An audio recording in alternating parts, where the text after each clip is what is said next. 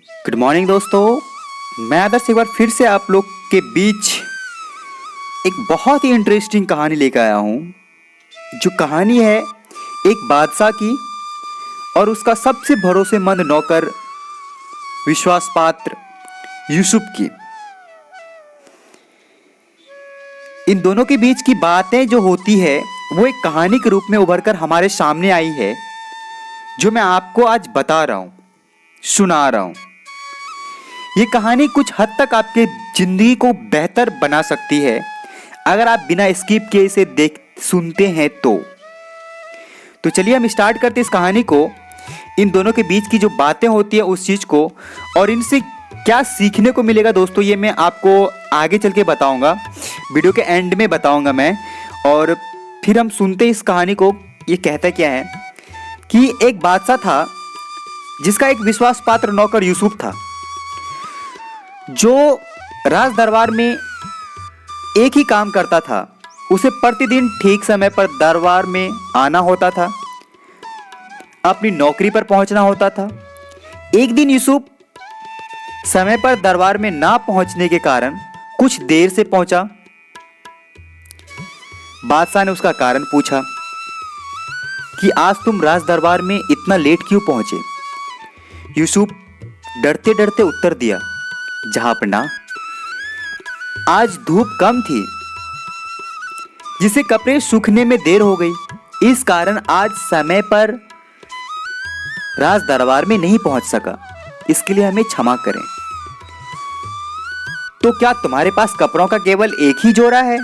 बादशाह ने ऐसा पूछा अपने नौकर यूसुफ से कि क्या तुम्हारे पास कपड़ों का केवल एक ही जोड़ा है? तो यूसुफ ने कहा, जी हाँ बादशाह, सलामत, हमारे पास कपड़े का केवल एक ही जोड़ा है।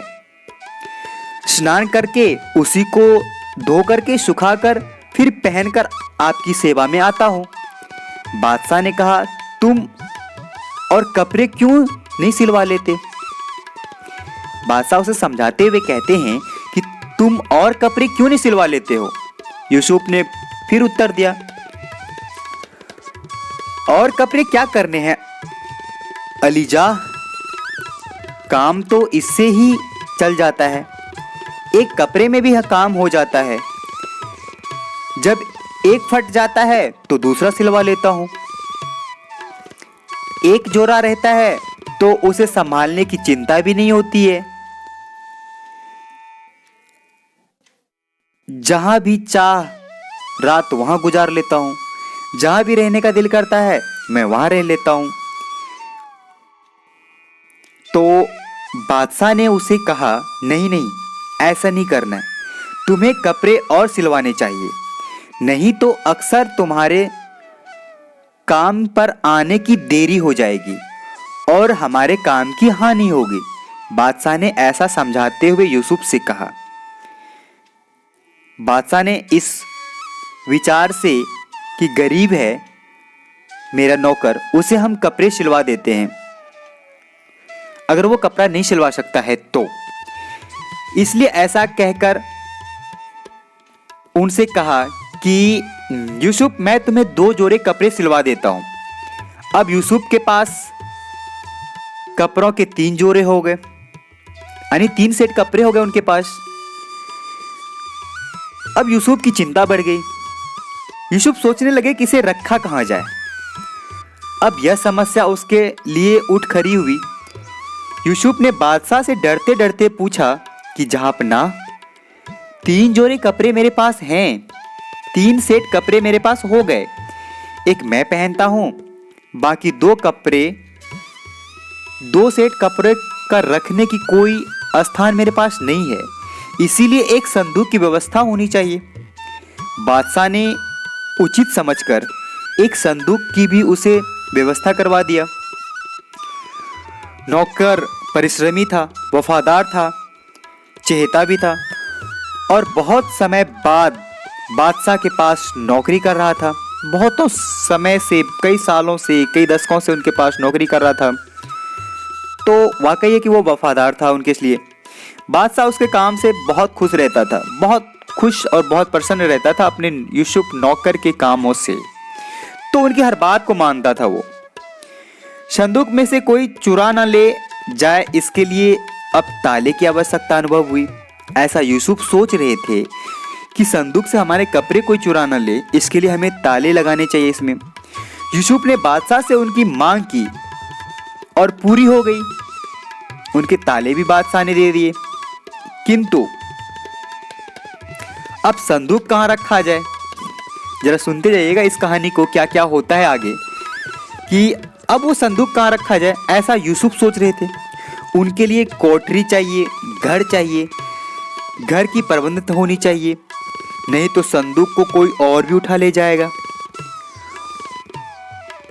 उसे अपनी यह समस्या भी बादशाह सलामत के सामने रखी। यूसुफ ने अपनी इस समस्या को भी बादशाह के सामने रखा गया, तो बादशाह सलामत ने उसे एक घर दे दिया। घर देने की आज्ञा की कि उसे एक घर दिया जाए। ऐसा कहने के बाद फिर यूसुफ नौकर को एक घर मिल गई। अब घर का सामान होना चाहिए, ऐसा यूसुफ सोच रहे थे कि अब ये तो घर तो हो गया, लेकिन घर में तो कुछ है नहीं, घर में तो सामान होने चाहिए, जैसे चारपाई, लैंप, बर्तन या फिर और भी कोई और चीजें होनी चाहिए, तभी तो घर बेहतर लगेगा। यह सोचकर यूसुफ ने सारे सामान की एक लंबी चौड़ी लिस्ट बनाकर बादशाह सलामत के सामने रख दी। उस सूची को देखकर बादशाह ने पूछा कि क्या बात है यूसुफ, तुम बड़े लालची होते जा रहे हो? तुम्हें कपड़े क्या सिलवा दिए, तुम्हारी मांगे बढ़ती चली गई। यूसुफ ने उत्तर दिया, हमें माफ करना प्रभु, हमें माफ करना बादशाह सलामत। मेरा मायने आपको परेशान करना नहीं है, आपने स्वयं मेरे सामने समस्या खड़ी कर दी है। ऐसा यूसुफ ने कहा कि आपने स्वयं मेरे सामने समस्या खड़ी कर दी है। हमारी तो चिंता बढ़ गई है। मैंने तो उसी दिन आपसे कहा था कि कपड़े का एक जोड़ा ठीक है, एक सेट कपड़े ठीक है, परंतु जब आपने हमें 2 सेट और दिए तो उस समय से हमारी समस्या और बढ़ती चली गई। किसी प्रकार संभालने की आवश्यकता तो ना थी, अब तो इस सामान को संभालने की चिंता और उस चिंता को दूर करने के लिए आवश्यकताएं भी बढ़ती जा रही हैं। मुझे तो इन सब से कोई सुख व शांति नहीं मिल रहा है। बादशाह ने उसकी बात को ध्यान पूर्वक से सुन रहा था, सुना और विचार किया कि बात तो ठीक कह रहे हो तुम। इसीलिए उसने कहा कि तुम एक ही जोड़े कपड़े पहनकर और अपने पास रख लो और शेष सामान वापस लौटा दो। यूसुफ ने ऐसा ही किया और वह फिर से अपने काम में व्यस्त रहने लग गए और मस्त रहने लग गए। दोस्तों, इस कहानी से हमें ये शिक्षा मिलती है, इस कहानी से हमें ये समझने को मिलता है कि अगर आवश्यकता को पूरा करने के लिए आपके पास अनेकों आवश्यकताएं उत्पन्न हो जाती है और उसकी चिंता बढ़ती रहती है, जो हमारे सुखमय जीवन को भी अशांत बना देता है।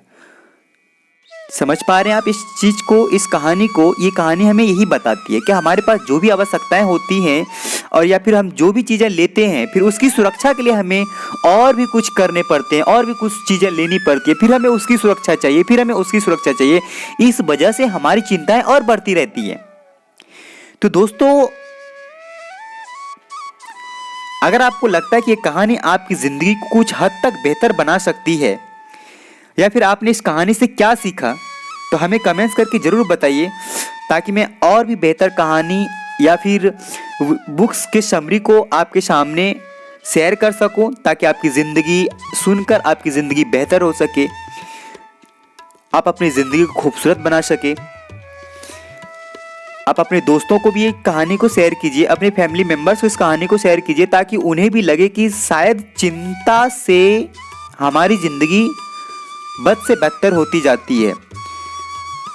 और अगर आप हमारे चैनल पे नए हैं तो आप हमारे चैनल को सब्सक्राइब कर लीजिए, ताकि हमारी कहानी, हमारी बुक समरी सबसे पहले आपको मिले। तब तब तक के लिए धन्यवाद, शुक्रिया।